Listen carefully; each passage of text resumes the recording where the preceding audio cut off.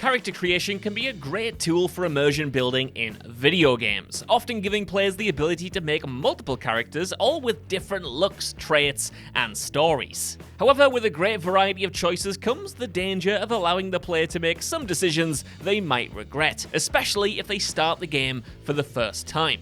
So with that in mind, I'm Josh from WhatCulture.com, and these are 10 video game character builds you must never choose. Number 10. Fallout Low Intelligence. The attributes in the original isometric Fallout games and later on New Vegas impacted the gameplay quite significantly. Depending on your strength, charisma, endurance, and so on, the situations you were faced with could have had a completely different outcome.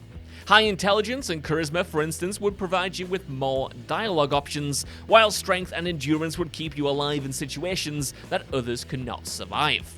However, it's not just the high stats that impact the game, because if your character is especially terrible at something, the game will also take this into consideration as well.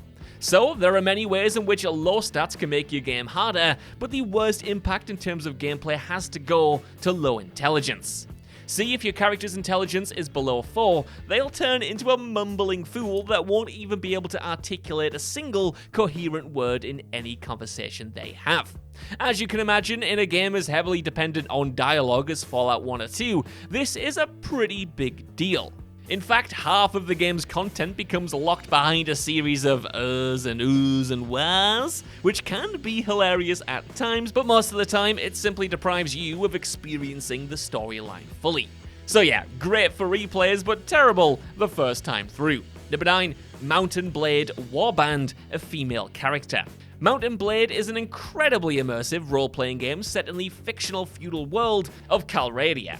The game puts a lot of effort into making your life as a medieval lord as historically accurate as possible, and while this effort certainly pays off in many aspects of the game, there are obviously some parts of the Dark Ages that aren't really all that fun at all, and by some parts, I mean like 99.9% of them. So when creating your character at the start of the game, Mountain Blade will warn you that choosing a female character will actually make the game significantly harder for you, explaining that in medieval times, women didn't have much social standing. What this means in terms of tangible gameplay though is that your female character will need more renown to gain status in the world.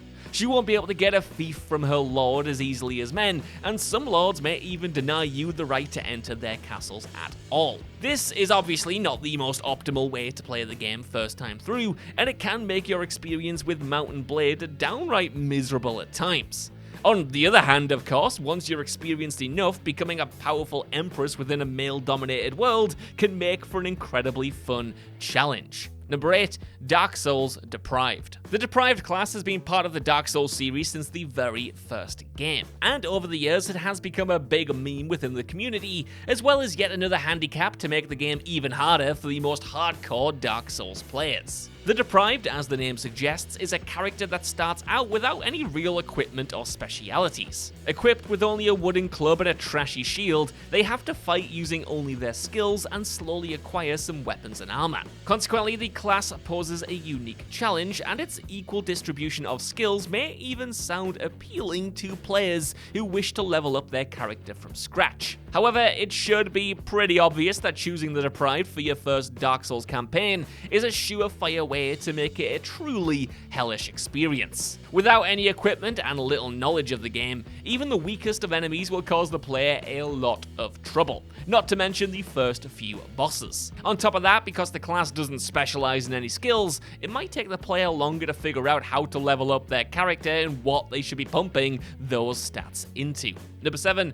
RIMWORLD Dumb Labor. RIMWORLD is a brilliant indie game that allows you to experience the life of a colonist on a faraway and wild planet. The number of stats, options, events, and features the game throws at the player is truly outstanding, but sometimes it can prove to be pretty difficult to wrap your head around all of them, especially if you're new to the game. It's very easy then to make game-ruining choices at the start of your first run without even realizing they were made. One of the most common mistakes new players can make is choosing a character who isn't capable of doing certain tasks, specifically those categorized as dumb labor. Now, at first glance, it might not seem like such a big deal. I mean, what could be considered dumb labor to begin with? Well, it actually encompasses many of the most basic and mundane tasks without which you won't be able to survive, even with an expert character. So, a character unable to perform dumb labor tasks can't lift up objects, haul items to your storage, or even do things like refueling and picking up injured colonists. So if your only colonist doesn't have this skill, you're basically doomed to lose. Consequently, it's a good reminder that, just like in real life, the world would absolutely fall apart straight away without so-called unskilled labor. Number 6, Amazing Cultivation Simulator Yaoguai. Amazing Cultivation Simulator is often compared to RIMWORLD, but with elements of Chinese culture. This game puts you in charge of a group of disciples who try to achieve godhood by improving their body and mind in accordance with the beliefs found in different Chinese martial arts. Like RIMWORLD, the game comes with a multitude of mechanics and features, and also like RIMWORLD, some of those features might go completely over the heads of first-time players. This is especially frustrating as one unexplained mechanic might cause you to make a character that is guaranteed to expire 30 minutes into the game. And that's because when creating your character, the player has the option of choosing between a human and 12 different types of Yaoguai, demonic beasts turned into humanoids. Given their variety of special abilities as well, the player might feel tempted to choose one of these characters, not realizing that they're likely to lose them shortly after starting the game. This is because the Yaoguai are also cursed with the so-called shape-shifting tribulation, meaning that their existence is considered unnatural by the gods, and they will eventually be reverted back to being an animal. So you can spend hours making the perfect character just to see them turn into a cat, and that's all you've got. Number 5, World of Warcraft PANDAREN Start. This choice is not so much game-breaking as it is annoying, especially after playing the game for quite some time. See, World of Warcraft's DLC, Mists of Pandaria, has introduced a whole new region with a brand new playable race. The titular Pandaria is a peaceful and remote island growing atop a giant turtle. And the game tries to represent the reserved nature of its people by allowing the player to choose if their Pandaren character will join the Horde or the Alliance through a questline. Now, in theory, a race that can choose between two factions does sound really interesting, and if you're playing alone, then sure, the Pandaren storyline can be a blast. However, let's not forget that World of Warcraft is a multiplayer game, and this is where you might start to regret your choice of character. Because your Pandaren cannot join a faction until level 10, they miss out on a lot of features that other races have immediate access to. So your friends will already be striking it big with guilds and enjoying the perks of their respective factions, while you will be stuck Pandaren, oi oi, to the winds of Pandaria's monks and priests. Number 4, Project Zomboid Illiterate. Project Zomboid is an incredibly detailed zombie horror game that allows you to create your very own post-apocalyptic survivor and guide them through the world of the hungry undead. The game's character creator also comes with a variety of professions, skills, and character traits that are meant to give your character an edge. But there is also a list of negative traits that are supposed to balance the game and prevent the player from creating an unkillable murder machine right from the start. Some negative traits are worth more points than others, allowing you to exchange them for more positive traits. And one of the most expensive negative traits is illiterate, which, as the name suggests, prevents the player from reading books. If you're new to the game, that actually might sound like a pretty good deal. I mean, what are books good for in an apocalypse anyway? Well, reading books in this game allows you to learn skills much faster, and reading magazines can teach you useful mechanics that you won't be able to access otherwise. By making your character illiterate then, not only do you doom yourself to hours of mindless grinding, but also prevent yourself from using even the most rudimentary of skills. Number 3, Crusader Kings 3 Infirm. Crusader Kings 3 was released with a whole array of new mechanics and functions that many of the series' fans have been anticipating since the second game. One such feature was the character creator, which allowed you to fully customize your character and put virtually anyone you wanted into the game. Of course, as we know by now, this kind of freedom does come at a price. The amount of traits that you can give your protagonist is truly staggering, and some really unfortunate characteristics can sneak onto that list without the player even realizing what they actually do.